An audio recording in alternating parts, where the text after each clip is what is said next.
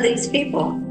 So more from people that work at the Gray Zone, but this time from Mint Press, Kit Klarenberg, who does great work. New files reveal MKUltra's terrifying reach, ethnic bioweapons, mind control, and disturbing experiments. Get your tinfoil hats ready, everybody. Go ahead and put those on now because we don't want them to read. They admit to this stuff. It's not. Yeah, it's not. It's not tinfoil hat time. No, I know, right? This is history, man. This is what this is. Keeps the government out of my head. In a groundbreaking investigation, renowned anthropologist Orasomni Burton has blown the lid off a dark chapter in CIA history. Classified agency files recently obtained through Freedom of Information laws expose shocking ties between the infamous MKUltra program and nightmarish experiments on prisoners of color within the United States. Can you say Tuskegee? Can we say that at home, kids? Burton's findings expose MKUltra's sinister mission to develop psychological warfare and behavioral manipulation tactics specifically aimed at people of color under the guise of counterinsurgency. Unbelievably, these barbaric trials were conducted during a turbulent era when numerous U.S. government agencies relentlessly sought to crush the civil rights movement and prisons brimmed with political radicalism.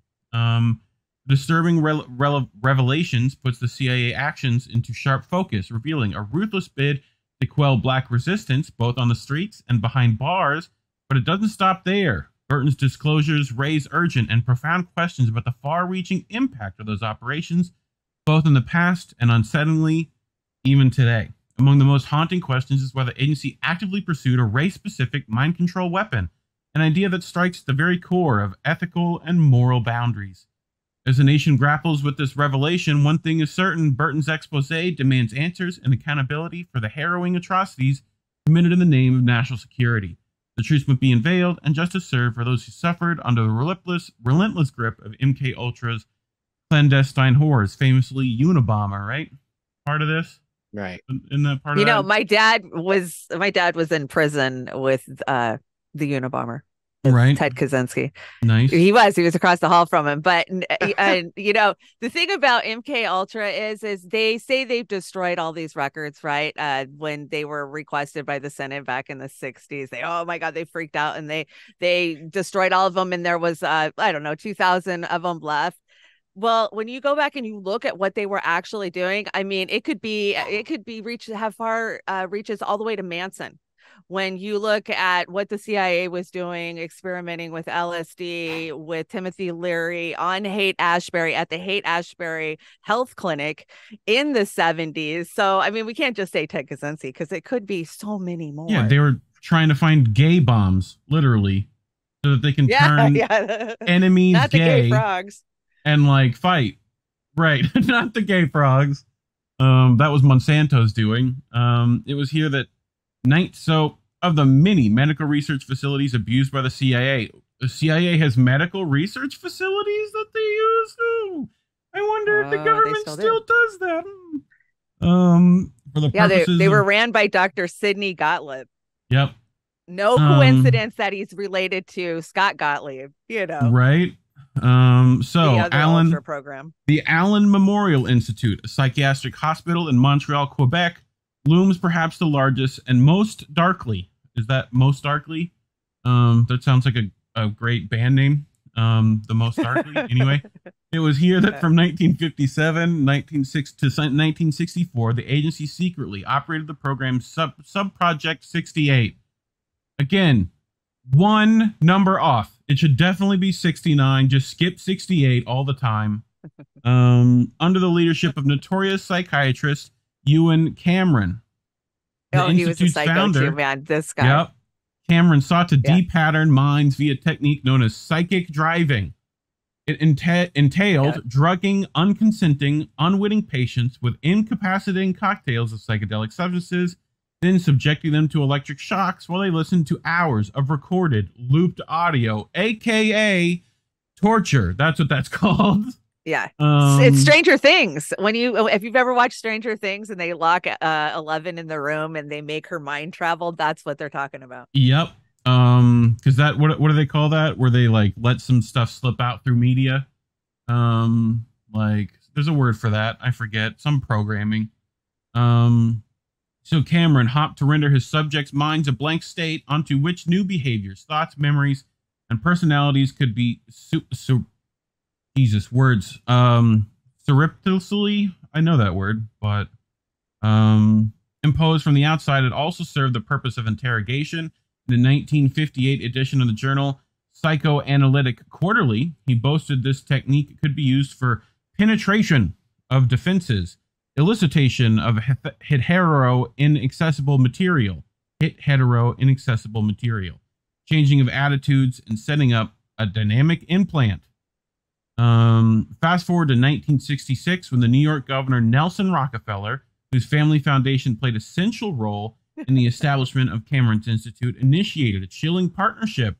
Consultants from McGill University, the Institute's parent, were brought in to conduct research on the criminally insane in New York's prisons. Officially, the mission was to find innovative methods to deter recidivism and understand the causes of criminality through experimental studies.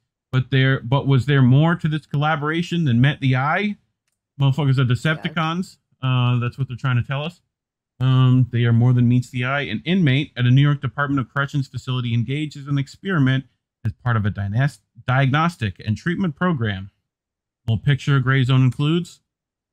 Coincidentally, or perhaps not, the same period saw a disturbing trend emerge. Black Americans expressing revolutionary views were increasingly labeled as suffering from severe mental health conditions. Psychiatric, this is why I brought this shit. Psychiatrist Jonathan Metzel's groundbreaking work, The Protest Psychosis, I'm going to buy you that book later, Collin, uncovered how medical research articles began portraying Negro men as having a uniquely dangerous form of schizophrenia compared to their white counterparts. Collin, you're schizophrenic. They said so. I mean, as James Baldwin said, as a black man, I love this country and I have every right to criticize her perpetually. I guess in a way, you can make that argument that you do become schizophrenic when calling out the establishment. Right. I think I hear there's voices definitely about it some all the truth time. to that. Exactly. Shut up! I'm doing a thing. So come 1968, right? Yeah. From 1968, the American Psychiatric Association's Diagnostic and Statistic Manual of Mental Disorders underwent an alarming update, adding hostility and aggression as prominent symptoms of schizophrenia. The implications were profound. Civil rights activists daring to resist were at risk of being diagnosed and institutionalized. Prisoners refusing to bend to oppressive jail regimes could be conveniently labeled as criminally insane. Nestled 25 miles from New York's northern border was Quebec.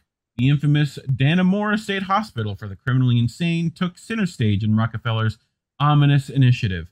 At the helm of this partnership was Canadian psychiatrist Bruno Cormier, a longtime clinician at the Allen Memorial Institute during the 50s and 60s. Together with the notorious Ewan Cameron, they hatched a chilling plan for a pilot center for juvenile delinquency, a place that would delve into the darkest corners of human behavior.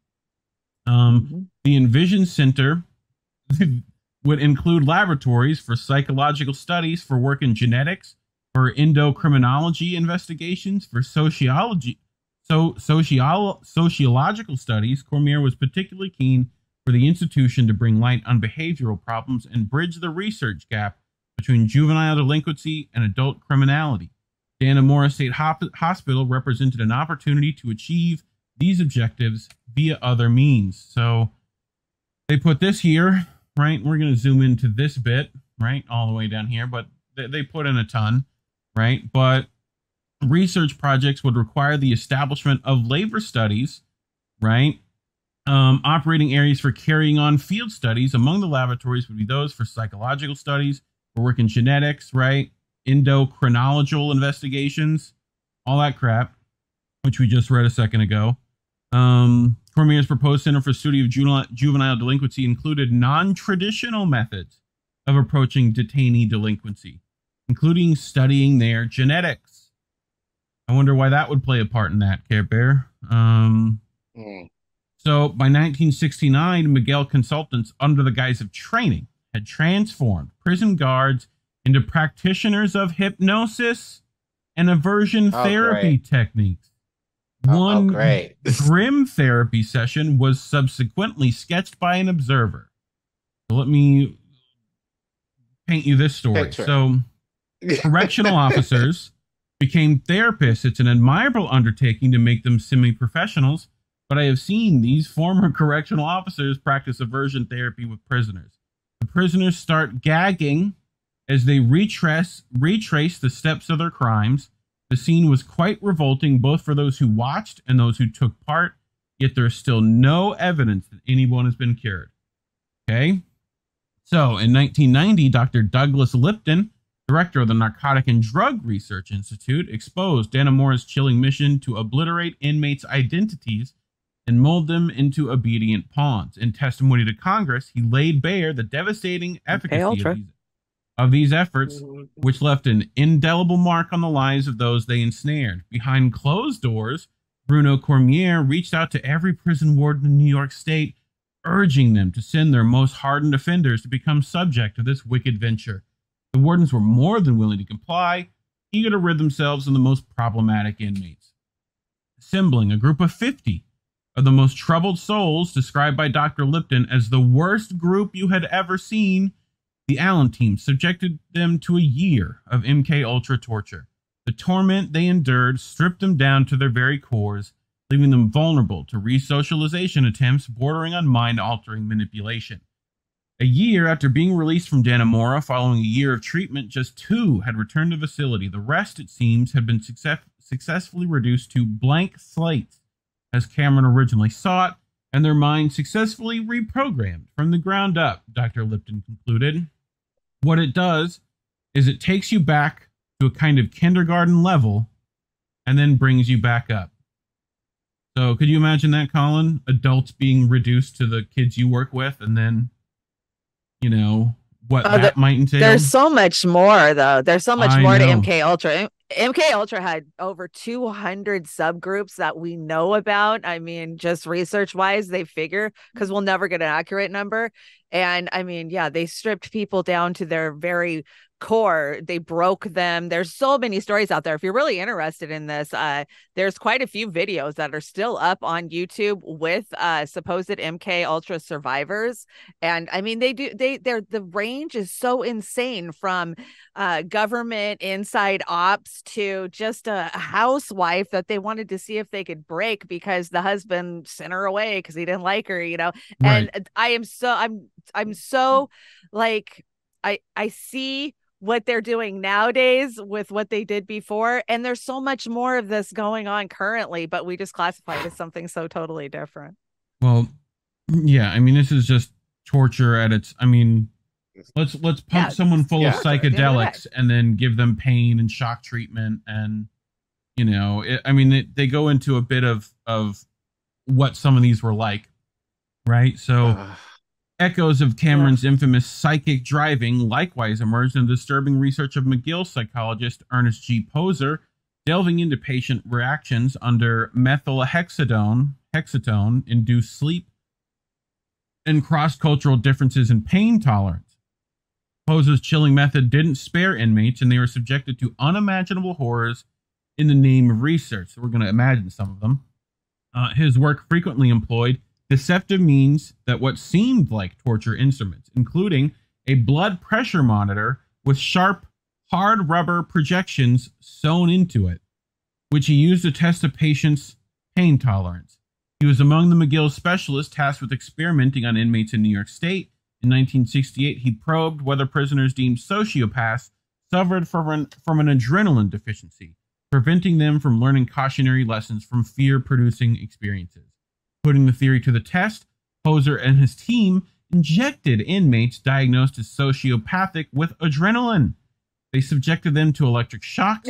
One of his students was seemingly so swept up in the lack of ethical restrictions over their work, they proposed an experiment in which prisoners were strapped to electroconvulsive therapy devices and told they were taking part in a competition. The loser would receive a shock at a level set by their opponent. What? Each subject will have 20 trials in which he will lose on a predetermined 50% of the trials, but which to him will apparently be random. Okay? So, Collin, have you ever heard of the superstitious birds? Right? No. So, this is a classic scientific tale of, and I forget which birds exactly. I think it might have been crows even. But it was essentially, they would give treats based off random things.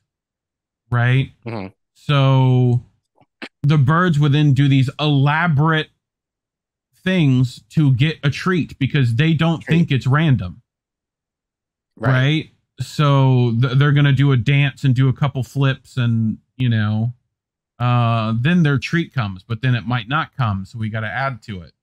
So yeah, pretty fucked up, unethical the crows shit. hate the other crow that got the extra stuff. Yeah, I think so, yeah. True Stream Media. If you've ever seen any of their work, True Stream Media, Melissa and Andrew Drake, they did like a 3-hour. They even went to these hospitals. They break down Cameron. They tell you everything about that sick motherfucker. I mean, he was warped. I mean, like warped, like the concentration camps type of warp. Like he got off on torturing these people and hurting these people, and there was literally no limit to what they did in MKUltra. Like, oh, let's see what happens if we drill a hole right through their head. Okay, let's do it. I mean, it was just the amount of put them on the racks and see if they accept Catholicism. Yeah, that's exactly what Cameron did. It was disgusting. So there's a lot of stuff out there. But guys, I got to bounce off here. I still got a lot of packing to do. I appreciate you guys having me on. It was fun. Same. And I hope you guys will ask for me to come back and come hang out with us over on Roar. Yeah. Yep. Thanks for all the info. This was a great informative show, you guys. Appreciate you being here. We have your Linktree in the description below for people to go find you. You guys are sweet. Thank you. At Chanda Masta on Twitter, right? I think if people want to go directly there. Chanda Masta. Cool. Thank you so much. You guys have a great night. You too. Thank you. Bye-bye. Oh, no. We're in the infinite. Hold on, I fixed it. And yep, there we go. How about that? No. This. There we go. God. Sometimes I do things good. Where are we at? Takes a second for Stream Deck. Cool. So to continue, from September 9th to 13th, 1971, a mass riot broke out in New York State's notorious Attica prison. You know Attica, right? Inmates were motivated by abysmal conditions, including mass overcrowding, systemic violence, and racism, as U.S. historian Howard Zinn recorded. I'm surprised we need a historian to tell you that that's still happening. All these things are still the case. Prisoners spent 14 to 16 hours a day in their cells. It's probably more now. Their mail was read, their reading material restricted, their visits from families conducted through a mesh screen, their medical care disgraceful, their parole system inequitable, racism everywhere. I mean, what's changed? That whole list is shit that's still here. So the uprising was brought to an end by a blood-soaked massacre sanctioned personally by Nelson Rockefeller. We go back to this guy, right? Hundreds of New York State police troopers, Bureau of Criminal Investigation personnel, deputy sheriffs, park police, and correctional officers stormed occupied areas of Attica through a smog of tear gas, indiscriminately opening fire on inmates with shotguns. In all, 33 died and 85 were injured.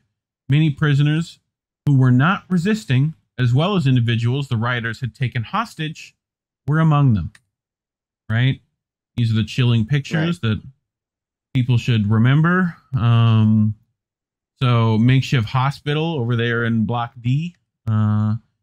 Conspicuously, New York's former partnership with McGill ended almost immediately thereafter, and Dannemora State Hospital was rebranded as the Adirondack Correctional Treatment Education Center, in the manner of a hydra, though it's become home to a new behavioral modification initiative, the Prescription Program. In April 1972, Walter Dunbar, New York's Deputy Corrections Commissioner, said the initiative focused on prisoners who perpetrate overt acts that incite, agitate, and provoke other inmates to militant, radical, and antisocial activities. Sounds like not much has changed other than a few extra words, Care Bear. As Ora Sanmi Burton writes. Such statements leaked the program to plantation discourses that pathologize black resistance, while implicating prison authorities in the use of behavior modification techniques for political ends, aka counterinsurgency. In August 2022, Mint Press revealed how black Americans were disproportionately targeted by the CIA's monstrous mind control machinations. Many MKUltra trials appeared to have been expressly conducted to gauge political, potentially varying reactions to psychedelic drugs and black and white participants. That the CIA had a specific or greater interest in the effect of certain substances on people of color rather than the general civilian population was an obvious suspicion. We're heading up to Oliver North, Care Bear. That's what we're getting to. However, academic experts consulted by Mint Press at the time were dismissive of that proposition. They argued MKUltra's distinct racial character simply reflected the compositions of institutions targeted by the CIA and concomitant a lack of value attached to black test subjects by the agency and its assets within the medical community. I'm betting it's a bit of both. It's probably racist bullshit, but also classist bullshit. I'm betting we're back to that argument. So Burton's findings strongly suggest that, far from merely focusing on people of color due to their profusion in prisons and medical centers and racist contempt, the CIA did indeed seek to determine optimal drugs for targeting black Americans, if not other ethnic groups. I wonder why crack became such a problem. Right. Once the RX program was underway, prisons across New York, including Attica, began eagerly applying its techniques to their inmates. This extended his say that word, Collin. It's surreptitiously. Yeah, surreptitiously, that's what it is. Dosing them with uncertain substances, among other experimental methods for the purpose of pacification and control. A contemporary account of institutional maltreatment at DePonic's Eastern Correctional Facility described how drugs secretly placed in food turn prisoners into vegetables. That's their words, Collin. Like, how are we better than anywhere else? Please tell me. Right. Like, we're not. Almost all inmates there were transferred from other jails and promised educational and vocational training once they arrived, but none ever materialized. Strikingly, a large percentage of them were considered to be politically conscious or agitators. One prisoner who suspected his food was being spiked with tranquilizers due to feeling chronic fatigue conducted a test. Deliberately starving himself, he started feeling better immediately. The drowsiness went away, and I felt stronger and more alert. Another compared the sustained lethargy he experienced at the prison to his time at Dannemora. Suspiciously, too, prisoners were prohibited from drawing their own water from drinking fountains in the mess hall. They had to request it from guards, who would always go to a concealed kitchen area to retrieve the orders, which consistently tasted different from tap water. So, if the CIA was hunting for an ethnic bioweapon for the purposes of mind control, it was not alone. In Washington, during World War II, the U.S. Army conducted grotesque chemical experiments on its own Asian, Black, and Puerto Rican troops to test varying reactions to the same substances. U.S. citizens of Asian descent were explicitly chosen as proxies for Japan's civilian and military population to see how mustard gas and other heinous munitions would affect the enemy. The same thinking and dynamic, of course, applied to the Army's blast test subjects. Fast forward to November 1970, and the in-house journal Military Review published an article by geneticist Carl A. Larson titled Ethnic Weapons, approvingly noting an enzyme deficiency in Southeastern Asian populations made resistance to the continent susceptible to a poison to which caucasoids are largely adapted. He advocated exploring how other enzyme inhibitors such as BZ and its chemical relative LSD affected different ethnic populations. So, in 1974, a government committee slammed the RX program's logic and vision as evoking the specter of the resocialization rethinking, and brainwashing camps of totalitarian societies. The previous year, the CIA director Richard Helms had ordered MKUltra to be wound down and its entire file trail destroyed due to fears the agency might be subjected to official scrutiny in the wake of the Watergate scandal. Even though MKUltra was efficiently dismantled, its cruel techniques lived on as codified by CIA and U.S. military interrogation and torture doctrine. Of course, we tortured some folks. As Mint Press News reported, in April 2022, these malevolent methods were mercilessly applied at black sites and Gitmo, sowing the seeds of false testimony to justify the excesses of the war on terror. The darkness of MKUltra lingers still, calling for urgent answers and transparency. America's black community deserves nothing less than the full extent of these operations exposed, corporate culprits held accountable, and rightful compensation for survivors. Cough reparations, cough, as the shadow of the past stretch into the present, the demand on the truth rings louder than ever, and justice becomes an undeniable imperative. Care Bear, thoughts? Yes, sir. I mean, you remember during COVID when black people were afraid to take the jab? Yes. It's almost like having a thing where you tell them, oh, we're going to give it to you African Americans first. All the African Americans go, nah, fuck that. Right. Like, this is a generation that my dad grew up in. So, so these stories and similar, throughout, like in Europe too, and the Caribbean, like, were well known and well documented. So, like definitely like my dad's generation, like had that stigma, regarding anything in this medical realm where black people or any people of color become test subjects for some type of drug or whatever, and they didn't know, like, but it was a lot easier to do it among populations of color given the race and class element. Yeah. So, like you hear this shit in movies, but I think people are not necessarily making that connection. And this is what got me so infuriated regarding the pandemic, is because we have this history here and people did not, on purpose, I would argue, pay any mind to people who are kind of calling stuff like this, but like in relation to people were fearful of. Oh, it's still tinfoil hat territory to even mention any of this, Right. So, and the fact that the black community has become, rightfully so, paranoid of anything that we decide to push down our throats medically. I mean, the immediate response should be from them. Oh, hell no! Like, right. It just makes me wonder, just given, they're testing on drugs, and I'm sure this has been reported somewhere, but like the idea of the war on drugs in the 80s, if that connection is there, obviously, like, and how it affected the global South. People institutionalized and like, basically chemically wired to want these drugs, and then they're sent out into the world, having that, I don't want to say craving, but like predisposition to these types of opioids, and right. And then, obviously being targeted by the police.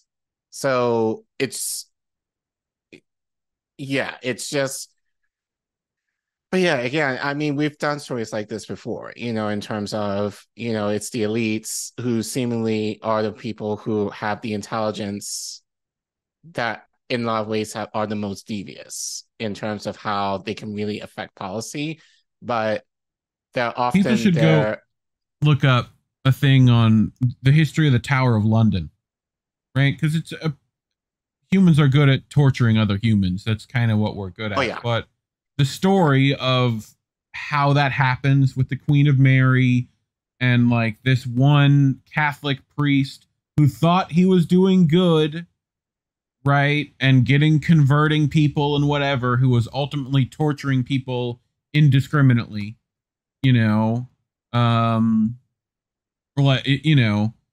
that the what's the experiment? I think it's the Harvard or the Yale experiment, one of those where they had, you know, they gave like students essentially the power of authority to like injure their peers, something like that. Someone in chat will tell me what I'm talking about. You know, about humans once given power of any sort, whether that be through expert power base or, you know, just given authority outright, what they are willing to do to keep power and to keep people in line and keep control is endless. They are willing to do whatever they need to do. So, I mean, that's why, you know, you see that staff in this story go from staff to, you know, leaders in this field of torture themselves, you know. Right. So, but yeah, I mean, and basically it's like, you want to torture some folks, here you have the title. Right. Yeah. You want to be a sadistic asshole? Here's the carte blanche to do that. I mean, psychology has kind of always has this in the background, right?